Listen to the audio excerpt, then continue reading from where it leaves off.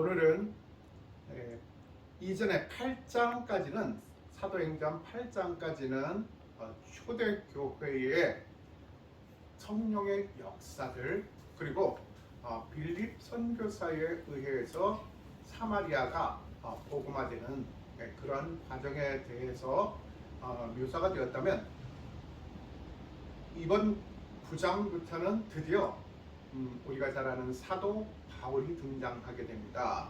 사도 바울이 그냥 등장하는 것이 아니라 이제는 변화된 모습으로 등장하게 되는데 그 사도 바울이 지금 어떤 출신이고 또 어떻게 성장하였는지를 먼저 우리가 그 사도 바울의 출생에 대해서 그리고 그 가정의 배경에 대해서 그리고 또 그 성장 과정에 대해서 좀 어느 정도는 우리가 정확하게 이해를 할 수 있어야 지금 오늘의 말씀을 우리가 받아들이는데 무리가 없을 것 같습니다.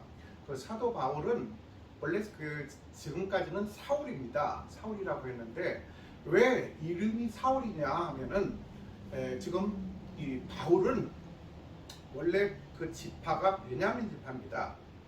그런데 출생은 그 소아시아 그러니까 수리아 지역 이제 다소라는 데서 출생했어요. 그런데 그 다소는 타르수스라는 그런 원어 이 발음에서 따온 겁니다. 그래서 다소라는 지역이 없는데 어디 다소가 어디야? 그렇게 이제 궁금해하실 분들이 있을 것 같아서 그래서 이제 그 지금 터키죠, 튀르키예 그 튀르키예 남쪽에 위치해 있는 길리기아 지방의 그 자그마한 그 도시입니다. 자, 그런데 그 다소라는 지역에 옛날에 거기서 이제 거주를 하려면 어떤 자격이 있어야 되느냐면은 적어도 재산이 500드라크마 이상을 가지고 있어야 됐습니다. 1드라크마가 일반 노동자의 하루 품삯에 해당이 됩니다. 자, 그런데 500드라크마면은 그 500일치지 않습니까? 자, 그러면 연봉의 그러니까 평균 연봉 지금 현재 평균 연봉의 반 이상을 갖고 있어야 그러니까 1년 반 이상 평균 연봉하고 그 반 이상의 금액을 갖고 있어야 그러니까 지금 돈으로 환산하게 되면 한 6천만 원 정도 이상 있어야 그 지역에 거주할 수 있었다는 것입니다. 그러니까 유지들이 살고 있었다는 것이죠. 자, 그런데 지금 여러분들 잘 아시다시피 사도 바울은 로마 시민권을 갖고 있었습니다. 그래서 바울이 그 로마 시민권을 갖고 있는 것을 막 이렇게 자랑하고 남발하고 그렇게 했던 것은 절대 그런 적은 없습니다. 그런데 언제 사용했느냐면은 바로 이제 그 재판을 받을 때 그 선교 활동을 하다가 재판을 받아야 할 때라든가 그리고 또 이제 황제 앞에 나가고자 할 때 그때 그 시민권을 사용하였습니다. 자, 그래서 이 유대인임에도 불구하고 지금 로마 시민권을 갖고 있었다는 것은 굉장한 그 로마 제국의 어떤 지대한 그러한 공적을 쌓아야만 그러한 그 로마 시민권을 갖고 있었다는 것입니다. 그래서 그 시민권을 갖고 있는 사람은 이제 극형에 처하지 않았습니다. 그러니까 십자가형을 이제 당하거나 아니면은 또 이제 그 재판도 없이 매질을 한다든가 함부로 구금을 한다든가 그렇게 하지를 못하게 법으로 막아놨습니다. 그리고 또 이 시민권을 갖고 있는 사람에 한해서 황제에게 가서 재판을 봐줄 수 있는 그러한 아주 막강한 그런 권한을 갖고 있었던 것입니다. 자, 그래서 그렇게 이제 그 바울은 굉장히 이 집이 안정된 그리고 또 이제 그 지역적으로 그 지역에서 유지에 해당되는 그런 집안에 살고 있었다는 것입니다. 그래서 이 바울의 집이 어떤 집이었느냐 하면은, 그런데 그 부모님이 지금 이 생업으로 어떤 일에 종사했느냐, 바로 그 텐트 메이커, 그 천막을 이제 파는, 사고 팔고 설치해주는 그러한 일을 했다는 것입니다. 그런데 우리가 생각할 때, 아이고 천막쟁이가 돈을 벌면 얼마나 벌겠어. 그리고 바울 선생님이 이제 자비량으로 선교를 하면서 생업으로 그 텐트 일을, 천막 일을 했다 하니까 막 노가다를 했다, 뭐 이런 식으로 생각을 하는데, 그건 잘못된 것입니다. 그 당시에 이제 그 천막업을 했다는 것은 지금 같으면 그 건축가 같은 그런 이 고소득자들입니다. 그래서 이제 그 천막을 이 설치를 하려면 거기에 이제 가죽 재단이라든가 이 가죽을 염색한다든가 그러한 일, 그리고 또 이제 그 천막에 필요한 그 밧줄을 직접 만들기도 하고, 또 그 재반적으로 그 천막을 쳐야 되는 그러한 이 시설에서 그 부수적인 것들을 다 이제 자가 생산해내면서 그렇게 사업을 굉장히 크게 했었다는 것입니다. 그러니까 유대인들은 유목민 생활을 했지 않습니까? 그래서 이제 광야에서 천막을 치고 텐트 생활을 하는 그러한 이제 경우가 굉장히 많았다는 것입니다. 그래서 이제 이 천막업이라는 것은 아까 말씀드렸듯이 우리가 생각하는 노가다쯤으로 그렇게 생각할 것이 아니고 굉장히 고소득자였다는 것입니다. 그런 큰 사업을 하고 있었다는 것입니다. 자, 그런데 나중에 이제 그 사도 바울 선생이 선교 여행을 떠나면서 굉장한 그런 그 후원자를 만납니다. 누구를 만납니까? 바로 브리스길라와 아굴라를 만납니다. 브리스길라와 아굴라가 어떤 사람들이냐? 부부인데, 그러니까 근데 이제 우리는 항상 브리스길라 아굴라 하니까 되게 보면 이제 우리 유교적인 개념으로 브리스길라가 앞에 거론되니까 남자인 줄 알잖아요. 근데 브리스길라가 여자이고 여성 부인이고, 아굴라, 아퀼라라고 합니다. 아퀼라가 남편이에요. 뒤에 거론되는 거예요. 자, 그래서 이제 성경에서는 이제 이 성경적으로 신앙적으로 더 기억한 사람을 더 우대하고, 그리고 또 이제 그런 남녀 차별적인 그러한 그런 호칭을 하거나 그런 문화를 이제 따라가는 것이 아니라, 이렇게 성경에서는 중요한 사람 이름을 먼저 거론을 한다는 것입니다.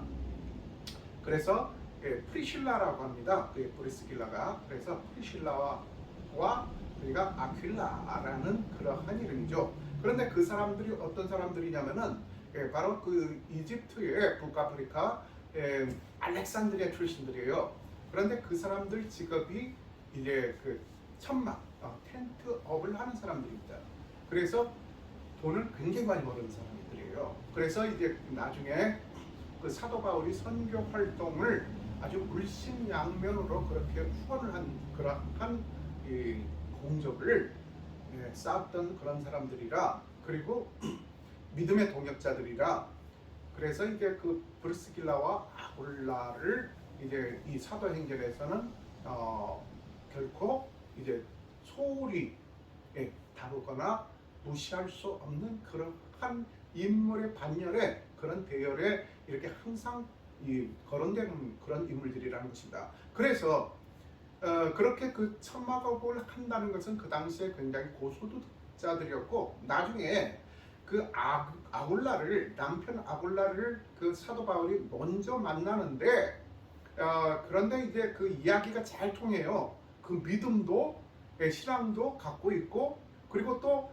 이제 그 하는 생업도 같으니까 이제 이야기가 굉장히 잘 통합니다.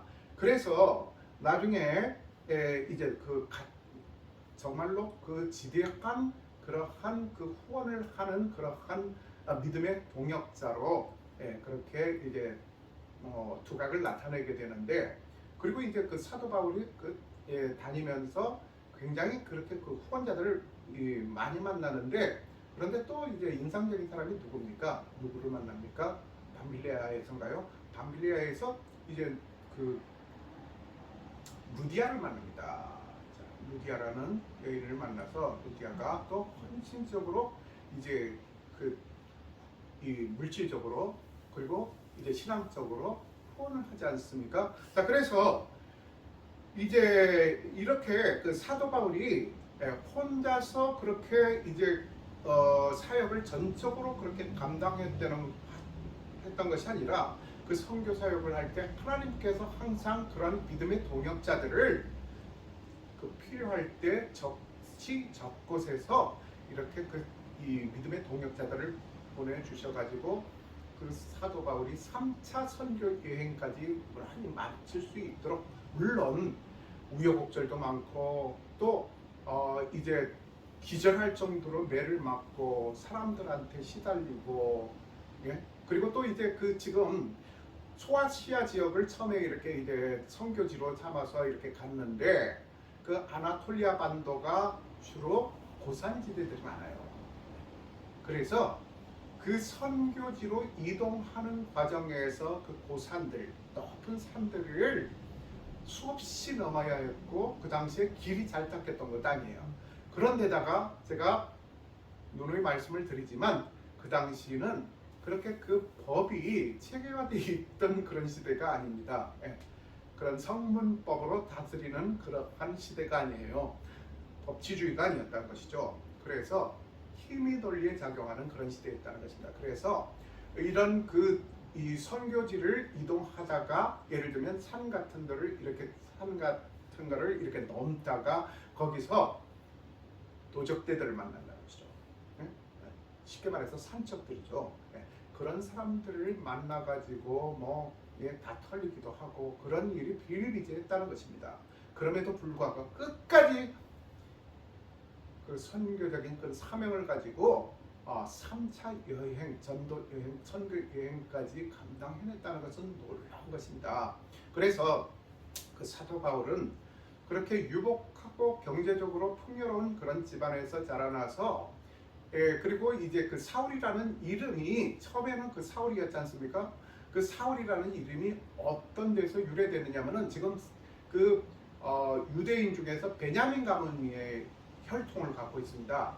그러니까 전형적인 유대인이고 베냐민 지파이고, 그리고 유대인 중에 유대인이라고 자기는 그렇게 이제 얘기를 합니다. 자, 그래서 그 베냐민 지파에서 이제 누가 아주 이 성경에 아주 크게 거론되는 인물이 나오는데 누굽니까? 바로 사울 왕이죠. 사울 왕, 초대 왕. 그래서 그 사울 왕이 베냐민 지파 출신이에요. 그래서 그 사울 왕을 이제 그 베냐민 출신 그 지파 그 사람들은 굉장히 자부심을 가졌어요. 제가 학교 다닐 때, 중고등학교 다닐 때 이제 자기가 이씨, 전주 이씨에 대해라는 것에 대해서 상당히 자부심을 가졌던 친구가 있어요. 그래서 나는 전주 이씨 오얀리 전주 이씨 왕족이야. 그러면서 굉장히 자부심을 가졌었거든요. 근데 나중에는 저는 그런 생각이 들더라고요. 차라리 전주희 씨가 집권하지 않고 밀양박 씨라든가 황상김 씨라든가 김혜김 씨라든가 이런 사람들이 차라리 집권을 했었으면 조선의 역사가 어떻게 바뀌었을까. 그런데 아무튼 그렇게 자기 그 가문의 혈통 중에서 초대 왕이 탄생했다는 것에 대해서 상당한 자부심을 갖고 있었고, 베냐민 지파라는 것에 대해서도 굉장히 자부심을 갖고 있었습니다.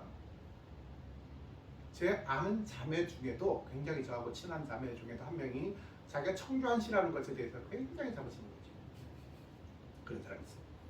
자, 근데 지금 이렇게 그 베냐민 가문 혈통이라는 것, 그리고 그 사울의 혈통을 이어받았다는 것. 그리고 이 지금 유대인들이 그 10살 때부터는 그 율법에 대해서 공부를 해야 되는데 그 율법 공부를 누구에게서 받았느냐 하면은 가멜리엘이라고 하는 그 당대 그 이스라엘에서 최고의 그 선생, 율법 학자였던 가멜리엘에게 율법을 공부를 했습니다. 그러니까 율법에 대해서는 아주 그냥 정통했던 것이죠. 그 가멜리엘이 누굽니까? 지난번에 우리가 앞전에서 이제 베드로와 요한이 선교를 하다가 전도를 하다가 잡혔지 않습니까? 그 법원의 재판정에서 이제 그 율법 학자 가멜리엘이 등장합니다. 그래서 뭐라고 합니까? 저 사람들 처형시킬 필요 없습니다. 라고 해서 지혜롭게 기지를 발휘해가지고 베드로와 요한을 풀어주게끔 그렇게 만든 그런 장본인 아닙니까? 뭐라고 했습니까? 옛날에 그렇게 이제 갈릴리 지방에서 그런 사이비들이 그 2명이 있었는데 그들을 아주 처음에는 뭐 3,000명이 따라다니고 막 그렇게 아주 난리를 쳤는데 그 사람들이 죽어버리니까 그냥 나머지 다 흐트러져 가지고 뿔뿔이 흩어져서 그 사람들 존재 가치가 없습니다. 아예 존재하지가 않습니다. 그런 사람들은 그 사람을 추종했던 사람들도 이제는 그러한 그 이단에 심취되어 있거나 그렇지 않고 다 이제 그러한 존재 의미가 다 없어져 버렸습니다. 그러니까 굳이 가만 놔둬도 저 사람들은 이단이라면 정말 이단이라면 가만 놔둬도 굳이 처형을 안 해도 나중에 그 주동자라고 생각하는 그 예수 그리스도가 십자가에서 이제 처형당해서 죽었기 때문에 과연 이단이 맞다면 그렇게 손을 안 대도 되게 다 소멸될 것이다 라고 그렇게 주장을 합니다.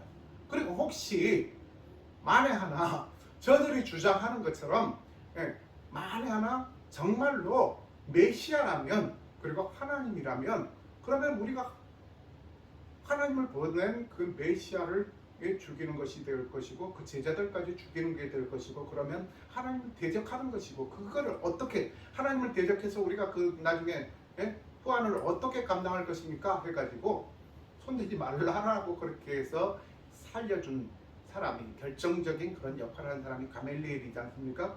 그 유명한 가멜리엘의 제자 문하에서 율법을 아주 심취하면서 배웠던 사람이라는 바로 사도 바울입니다. 그런데 나중에 그 태어난 곳이 이 다소라는 그 소아시아라고 했잖아요.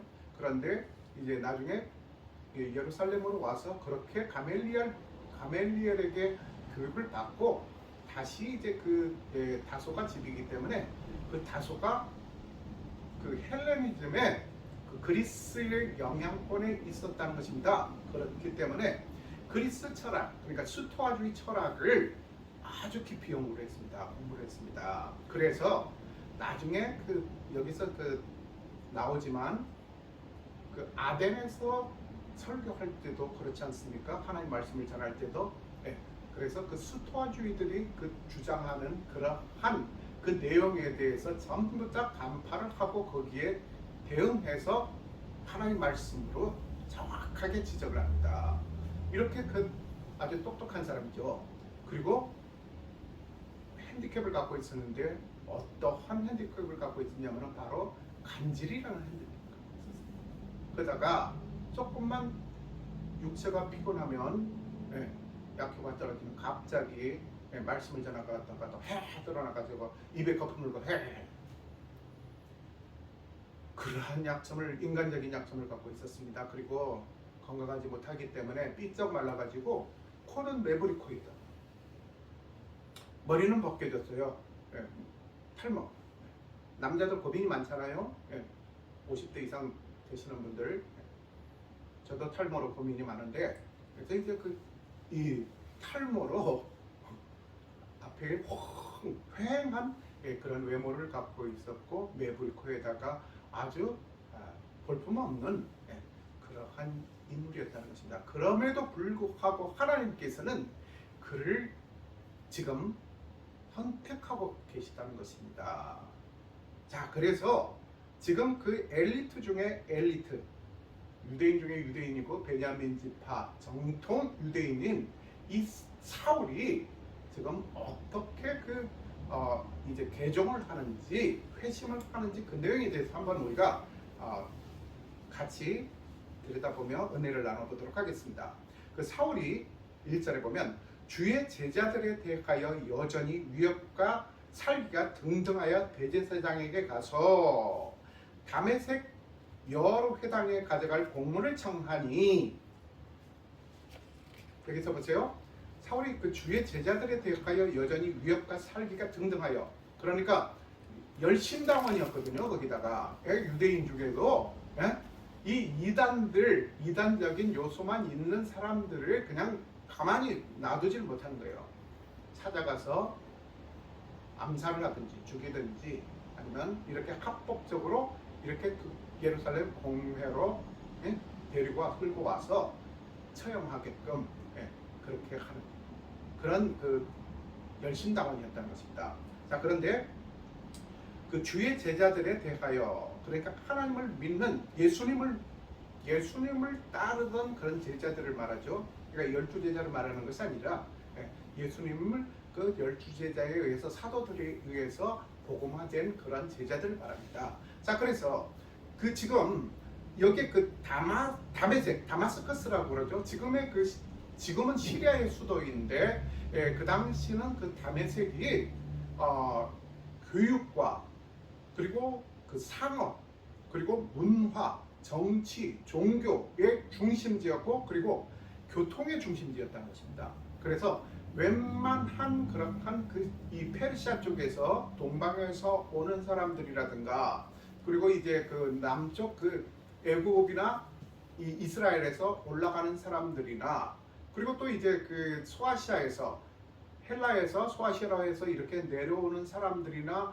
그 길이 어디로 만나느냐면 다메섹, 그러니까 다마스커스에서 만났다는 것입니다. 그래서 거기가 고산 지역이고 굉장히 그 살기가 좋은 쾌적한 그런 도시였다는 것입니다. 자, 그런데 거기로 인구가 많기 때문에 지금 이 스데반이 그 앞에서 이제 스데반이 순교를 당하지 않습니까? 순교를 당한 그러한 여력을 몰아서 지금 열심당원들이라든가 그 유대교 율법주의자들이 이 나머지 이 예수쟁이들을 처단해라 하면서 지금 막 그런 운동이 일어났다는 것입니다. 그러니까 그 예루살렘에서 어디로 다 도망가느냐면은 주로 다메섹 쪽으로 다 도망갔어요. 신자들이.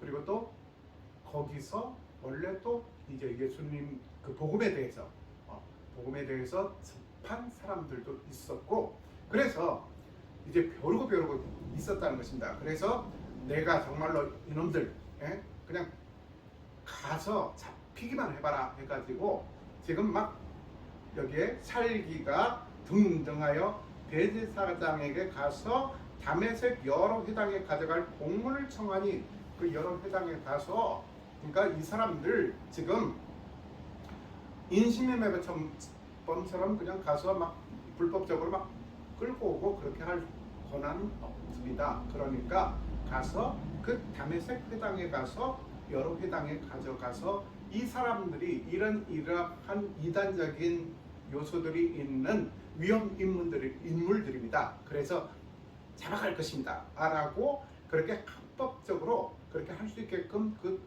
공문서를 주십시오. 그래서 그걸 가지고서 지금 공문을 청하니 이는 만일 그 도를 따르는 사람을 했습니다. 여기서 잘 눈여겨봐야 될 것이 1절에는 주의 제자들이라고 표현되어 있고, 그런데 2절에 와서는 만일 그 도를 따르는 사람들이라고 했습니다. 도라고 했어요. 도가 뭘까요? 도. 근데 우리가 이제 얼마 전까지만, 지금은 좀 뜸한데 막 지하철이라든가 이런 데 막 가다 보면 공원에 이렇게 가다 보면 길거리 가다 보면 이제 깔끔하게 차린 말짱한 사람들이 와가지고 저기요 혹시요 시간 있으세요 하면서 혹시 도를 아시나요? 뭐 이렇게 물어보시는 사람들 있잖아요. 그 도가 아니에요. 그 도가.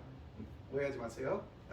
근데 여기서 도를 따르는 사람은 바로 주의 제자들과 같은 사람들입니다. 그러니까 주의 제자들을 2절에서는 도를 따르는 사람들입니다.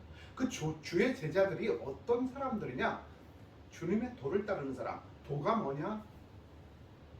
내가 곧 길이요 진리요 생명이니 나로 말미암지 않고서는 아버지께로 나아올 자가 없다라고 예수님께서 말씀하셨습니다. 분명히. 그래서 내가 곧 길이요. 그 길을 말합니다. 길도자. 자, 그래서 그 도를 따르는 사람을 만나면, 그런데 여기서 왜 도라고 했을까요? 하필이면 지금 사울이 어디를 지금 무슨 행위를 하고 있습니까? 다메섹으로 가고 있지 않습니까? 다메섹으로 가는 길에서 지금 예수님을 만난다는 것입니다. 그 길은 어떤 길입니까? 예수님을 만나는 길. 지금 바로 여기서 말하는 도를 따르는 사람들과 같은 길일 수 있다는 것입니다. 그래서 그 다메섹 도상에서 그 바울이 그 당시 사울이죠. 완전히 변화가 되어버리지 않습니까?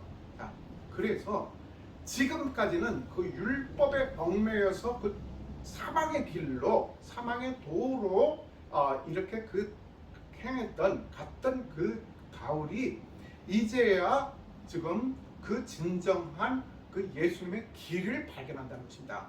그 다메섹으로 향하는 그 길이,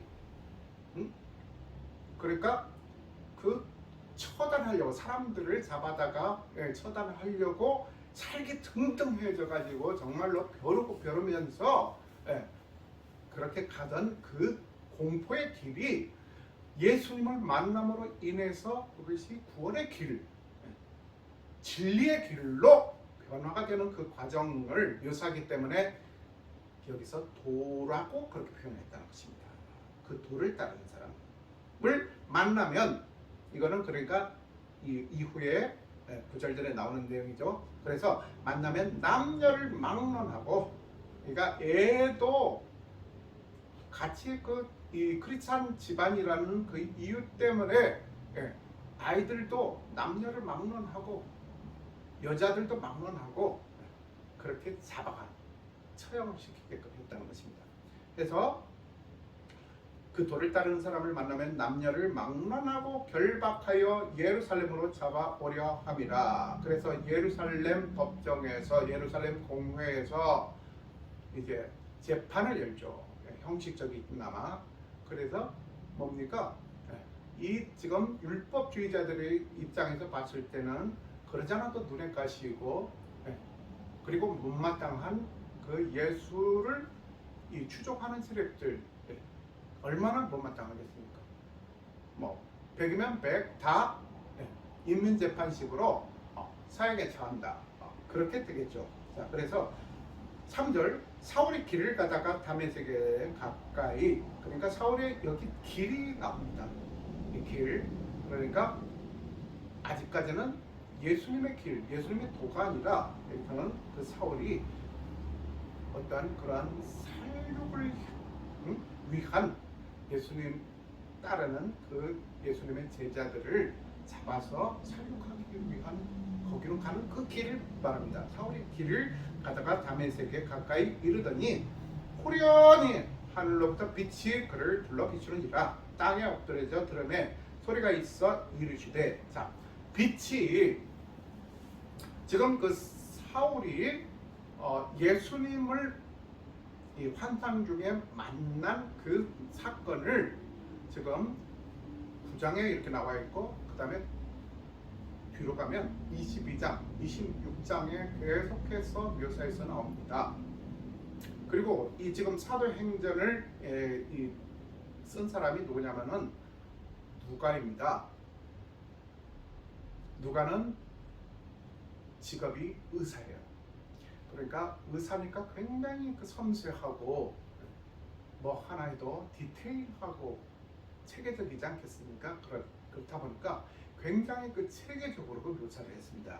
그래서 여기에 지금 1절에는 제자들이라고 했다가 2절에는 그 도를 따르는 사람들이라고 했습니다.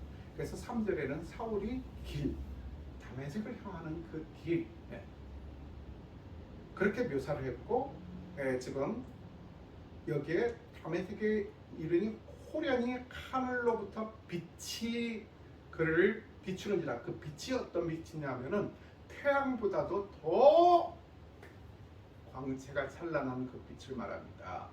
우리가 태양을 눈을 떠서 지금 조명도 이렇게 해서 보기가 눈이 부셔서 못 보는데, 태양도 우리가 그 한낮에 그 태양을 멀뚱멀뚱 쳐다볼 수가 있습니까? 눈부셔도 못 보지 않습니까? 그런데 그 태양보다도 몇 배 광채나는 빛을 받다는 것입니다. 그게 누굽니까? 곧 주님의 빛이죠. 그래서 땅에 엎드려져 드러내, 그러니까 빛을 못 보는 거예요. 그러니까 땅에 그냥 꼬꾸라져서 소리만 듣는 거예요. 소리가 있어 이르되 사울아 사울아 내가 어찌하여 나를 박해하느냐 하시거늘. 그러니까 참 뜬금없이 호련히 하늘에서 광채가 나더니 그 다음에는 그 광채가 너무 눈부셔서 그 땅에 딱 엎드려졌는데 소리가 들리겠죠? 사울아 사울아 내가 어찌하여 나를 박해하느냐라고. 그래서 5절에 대답하여 하되 주여 누구시니까 이르시되 나는 내가 박해하는 예수라. 그러니까 예수님께서 나타나신 거예요. 응? 예수님께서 나타나셨습니다. 그러니까 지금 예수님을 그 사울이 만난 적이 있었을까요? 예수님을 만난 적이 없었습니다. 예수님 생애에 없었어요. 예수님을 박해했나요? 그렇지는 않습니다. 그런데 지금 뭐라고 하냐면 나는 내가 박해하는 예수다라고 그렇게 표현을 합니다. 그것은 무엇입니까? 나를 믿는, 나를 따르는 내 제자들, 그러니까 크리스찬들, 믿음의 식구들을 박해하는 것은 나를 박해하는 것이다 라고 딱 정의를 내는 것입니다. 그러니까 우리는 항상 그렇게 생각을 해야 됩니다. 나는 내 개인이 아닙니다. 내가 곧 뭡니까? 왕같은 제사장이기 때문에 하나님께서 그러한 제사장직을 우리에게 부여를 하여 주셨기 때문에 하나님의 그 권한을, 하나님의 그 사역을 대행하는 그러한 사역자들이라고 생각해야 됩니다. 자, 그래서 대답하되 주여 누구시니까 이르시되 나는 내가 박해하는 예수라. 너는 일어나 시내로 들어가라. 너가 행할 것을 내게 이를 자가 있느니라 하시니 했습니다. 자, 일어나서 너가 이제는 다메섹으로 가지 말고 시내로 들어가라 했습니다. 내가 행할 것을 너에게 있는 자가 있느니라 했습니다. 그러니까 내가 행해야 될 것을 인편을 붙여서 행할 것이다. 그렇게 너에게 그렇게 행할 사람이 있을 것이다 라고 그렇게 얘기를 하고 있다는 것입니다. 그래서 같이 가던 사람들은 소리만 듣고 아무도 보지 못하여 말을 못하고 서 있더라. 그러니까 사람들은 막 해갖고 이게 무슨 현상이지? 그러니까 하나님이 사울에게 나타나신 거예요. 그래서 사울에게 그 빛을 보게끔 하신 것이죠. 그런데 하나님께서는 그 사울을 쓰시고자 하신 것이지 그 다른 사람들을 사울처럼 쓰시고자 한 것은 아니기 때문에 다른 사람들은 그 빛을 못 봤다는 것입니다.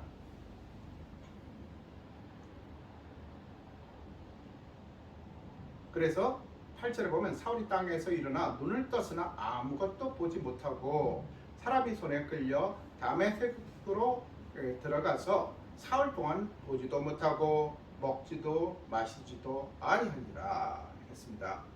자, 그래서 사울이 땅에서 일어나 눈을 떴는데 아무것도 이제 보지를 못하는 것입니다. 아무도 못 보는 거예요. 그래서 사람의 손에 끌려서 그 다메섹으로 이제 들어가서 사흘 동안 보지 못하고 먹지도 못했다는 것입니다. 사흘 동안 안 보였다는 것이에요. 아예. 자, 그런데 왜 사흘일까요? 3일. 예. 그리고 나중에 이 사울이 회심을 해서 이제는 주님을 따르기를 결심을 하고 먼저 어디로 갑니까? 아라비아 광야로 갑니다. 네. 아라비아 광야에서 3년 동안 연단을 받습니다. 그것은 무엇입니까? 그러니까 지금 유대인들은 율법주의이기 때문에 지금 메시아를 인정하지 않았습니다. 그리고 또 메시아가 어떻게 이 십자가상에서 아주 흉측한 그런 극악무도한 죄인들이 아주 가장 큰 형벌을 받는 그 십자가형에서 형으로 무기력하게 십자가에서 죽을 수가 있느냐? 메시아가 그것은 하나님을 모독하는 것이다 라고 그렇게 생각을 하고 있었다는 것입니다. 유대인들은, 율법주의들은. 자, 그래서 지금 삼위일체를 인정할 수가 없었다는 것이죠. 그러니까 삼위일체로 예수 그리스도를 성자 하나님으로 메시아로 말해서 이해할 수는 없었다는 것입니다. 그래서 3일 동안 눈을 못 떴다. 그리고 또 3년 동안 아라비아 광야로 갔다는 것은 그 성부, 성자, 성령님의 성부, 성자, 성령님의 삼위일체를 이제 정확하게 거기에 대해서 훈련을 받는 그 과정이라고 그렇게 주장하는 학자들이 대세라는 것입니다.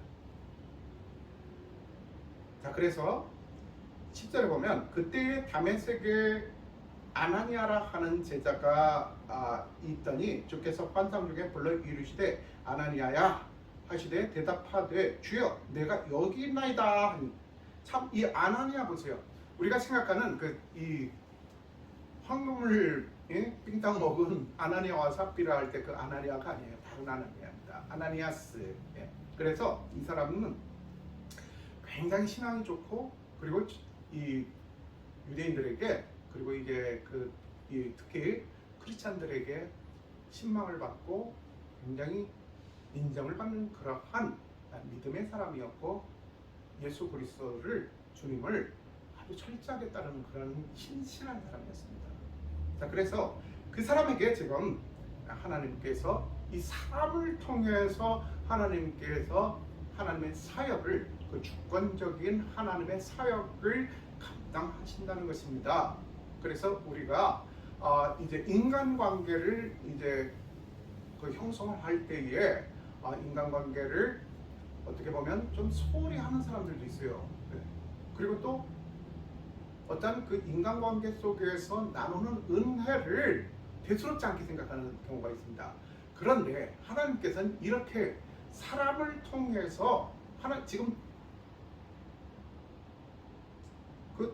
직접 계시 시대가 아니지 않습니까? 신약 시대는. 그래서 하나님은 이렇게 상황을 통해서 사람을 통해서 주님의 사역을 주권적인 사역을 그렇게 행하신다는 것입니다. 자, 그래서 여기서 이 아나니아라는 사람을 불러서 지금 환상 중에 불러 이르시되 아나니아야 하시거늘 이 아나니아가 보세요. 이 자세가 대답하되 주여 내가 여기 있나이다. 그러니까 하나님께서 우리를 이름을 부를 때가 있습니다. 그럴 때 자신 있게 우리는 주여 말씀하시옵소서. 사무엘처럼 주의 종이 듣겠나이다. 이렇게 우리는 당당하고 정말로 과감하게 그리고 거리낌 없이 주님 앞에 청종할 주님의 그 명령을 청종할 준비가 되어 있어야 된다. 11절에 주께서 이르시되 일어나 직가로 하는 거리로 가서 유다의 집에서 5사람 사울이라 하는 사람을 찾으라. 그가 기도하는 중이니라 했습니다.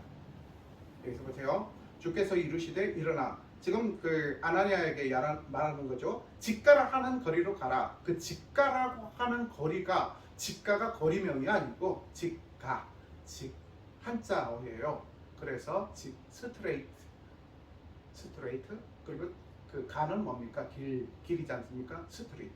그러니까 이렇게 곧은 길, 예. 직진하는 쭉 뻗은 길, 예.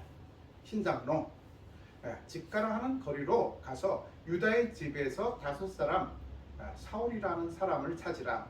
그가 기도하는 중이라. 사울이 예?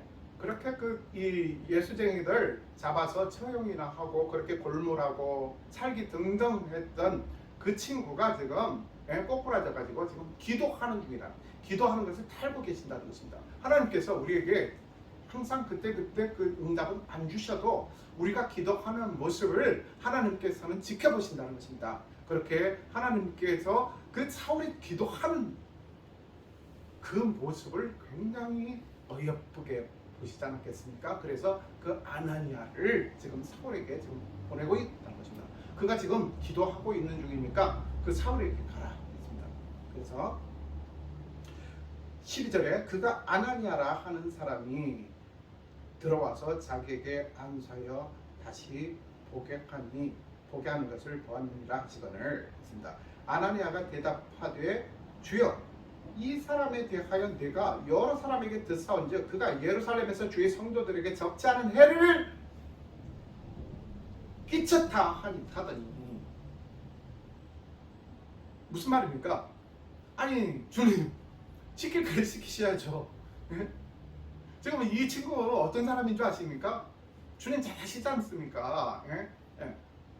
그러니까 주님을 따르는 그 사람들을 잡아다가 처형시키고 살기가 등등해가지고 지금 혈안이 되어서 주님 믿는 사람들 그 선량한 신자들을 잡아다가 그렇게 처형시키고 그리고 또 유대 회당에 그렇게 넘겨주고 그런 사람 아닙니까? 라고 이제 그러니까 우리가 항상 보면 인간적인 선입견으로 그러니까 무엇입니까? 어떠한 주님의 명령이 있었을 때 이것은 내가 인간적으로 그러니까 아무리 생각해도 내 상식적으로는 이해가 안 되는데 안 되는 걸 주님께서 역사하시네. 내가 잘못 들었나? 주님의 그 말씀하시는 주님의 명령을 내가 잘못 들은 것 아닌가? 설마 해서 의심을 하는 경우가 있다는 것입니다.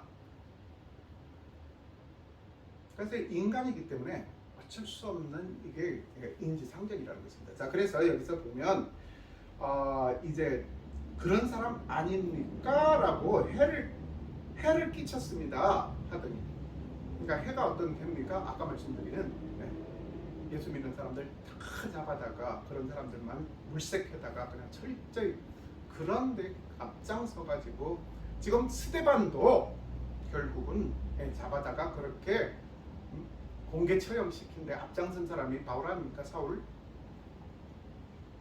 여기서도 14절에 보면 여기서도 주의 이름을 부르는 모든 사람을 결박할 권한을 대제사장들에게서 받았나이다. 그늘 그러니까 대제사장이 어떻게 보면 조종을 하는 거죠. 이 열심당원들을 그래서 잡아와. 그러면 내가 후한 상을 내릴게. 그리고 또 기억했다가 한 자리 줄게. 15절 주께서 이르시되 가라. 이 사람은 내 이름을 이방인과 임금들과 이스라엘 자손들에게 전하기 위하여 택한 나의 그릇이라 했습니다. 자, 그래서 가라. 이 사람은 내 이름을 이방인과 임금들과 그러니까 이방인들은 누굽니까?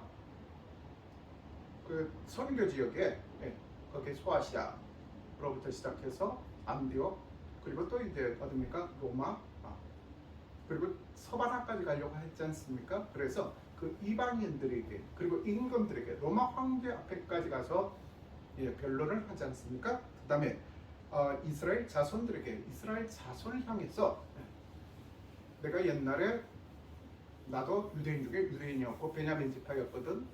그리고 율법에는 아주 정통한 사람이었거든. 그런데 내가 율법 때문에 어떻게 보면 내가 지금까지 이렇게 그 열심당원으로서 그렇게 잘못된 도로, 잘못된 길로 들어서서 그렇게 이제 율법은 내가 인간적으로 그렇게 들어선 그 율법의 길, 사망의 길이라면,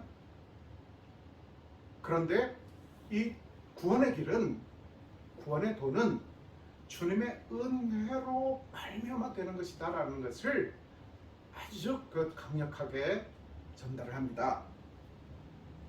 자, 그래서 그 이스라엘 자손들에게 전하기 위하여 택한 나의 그릇이라 했습니다. 그릇은 자기 스스로의 그 주권이 있습니까? 뭐를 담든, 거기다가 포도주를 담든, 아니면 쌀을 담든, 아니면 반찬을 담든, 그러니까 주인이 담는 대로 거기에 담겨지는 것이 그릇이 역할입니다.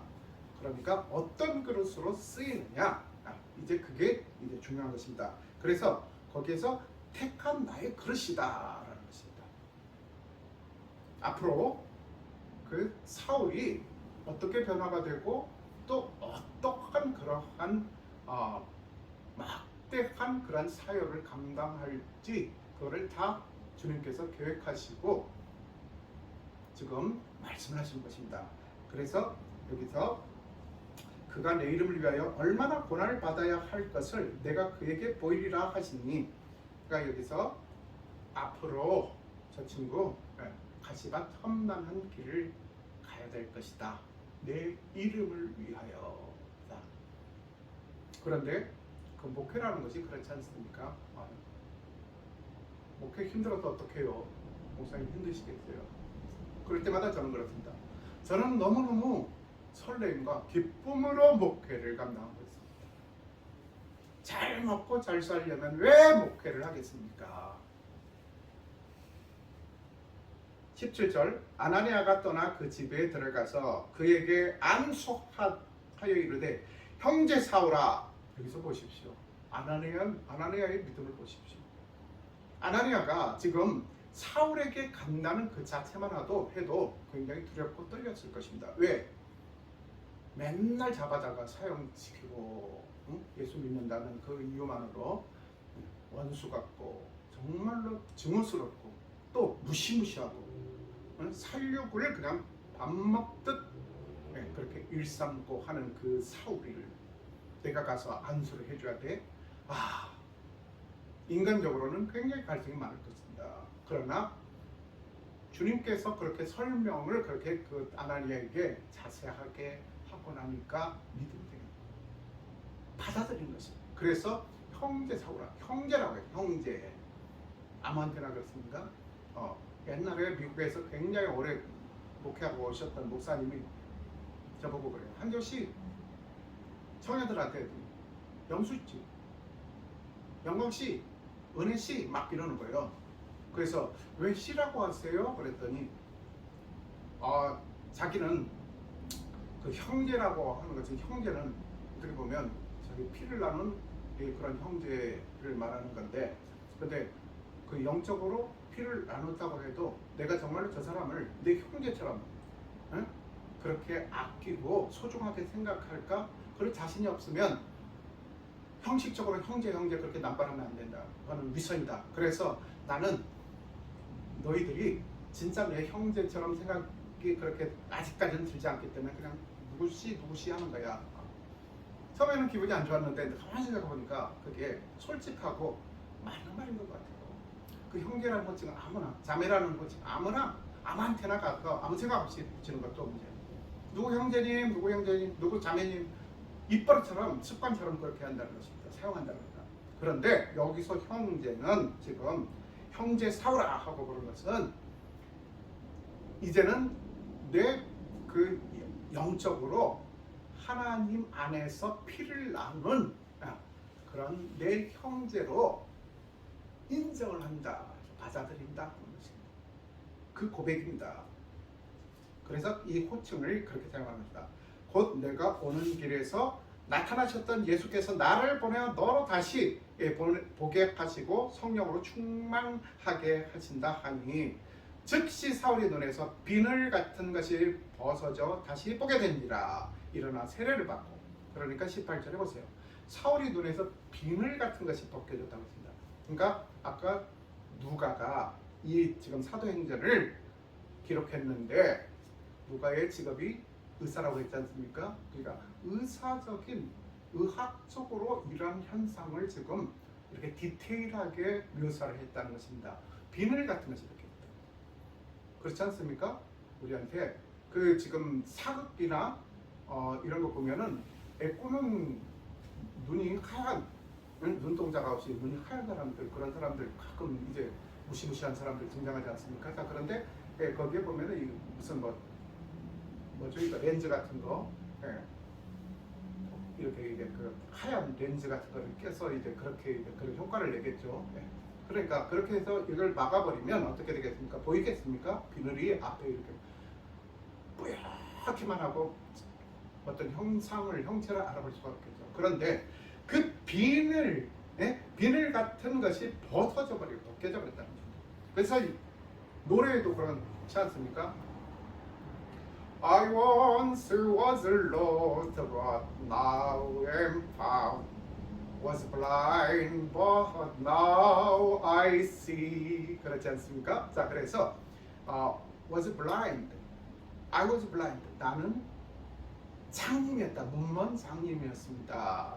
But now I see. 그러니까 지금은 내가 봅니다. 볼 수 있습니다.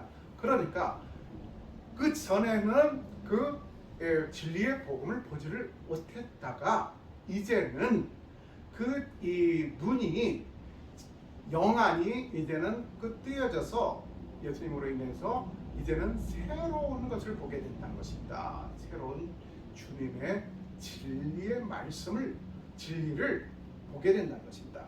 그래서 다른 사람 아주 이제 변화된 다른 사람으로 이제 거듭나 버린다는 것이죠. 그 전에 봤던 것들은 다 암흑과 같은 것, 블라인드였다는 것입니다. 그런데 지금은 볼 수가 있다. 자, 그래서 다시 보게 되니라. 일어나 세례를 받고 음식을 먹음에 강건하여지니라. 이제 주님의 사역을 하려면 내가 이제 다이어트를 했으니까 이제는 좀 몸도 생각해서 좀 어느 정도 이제 먹어줘야 돼 해서 먹는 차원이 아니라 이제는 주님의 사역을 감당해야 되기 때문에 내 몸은 내 것이 아니다. 관리를 잘해야 되고 건강해야 돼. 건강해서 내 몸이 건강해야 그때 그 당시에 KTX가 있었습니까? 아니면은 747 항공기가 있었습니까? 보잉이 있었습니까? 아니면 페리코가 있었습니까? 돛담배 타고 기껏해야 걸어 다녔지 않습니까? 산악지대든 어디든. 그럼 시체력이 약해져 버리면 안 되죠. 그러지 않아도 몸이 부실한데. 그래서 음식을 먹으면 강건하여지니라. 그래서 우리는 건강해져야집니다. 맛있는 것도 많이 먹고. 그래서 다이어트 한다고 왜 많이 안 먹는 그런 분들이 있어요. 먹을 거 다 드시면서 그 대신 운동량을 확 늘려버리세요. 그러면 6개월에 21kg는 우습게 빠집니다.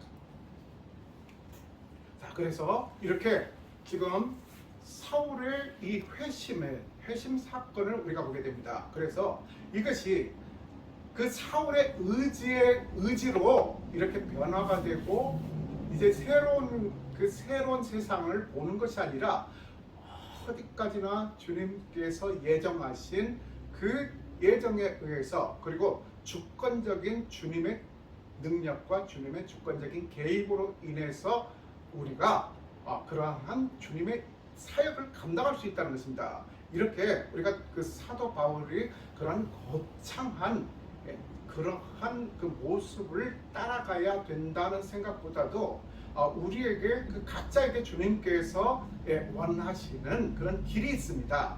그 주님의 도가 어떤 길인지 우리가 주님께 이제 기도를 할 때에 주님께서 응답해서 보여주실 것이고, 그러면 아까 이 아나니아처럼 인간적으로는 그게 공감이 안 되더라도 주님께서 원하시면 기꺼이 그 길을 가서 그러므로 인해서 정말 주님의 이름이 높여지고, 주님의 이름만 높여지는 것이 아니라 주님께서 우리를 그냥 이용만 하신 것이, 이용하시려고 이러는 것이 아니라 주님께서 그 그 과정 속에서 우리를 이렇게 사도 바울처럼 정말로 존귀한 인재로 세우시고 우리에게 길을 열어주시고 복을 주신다는 것입니다.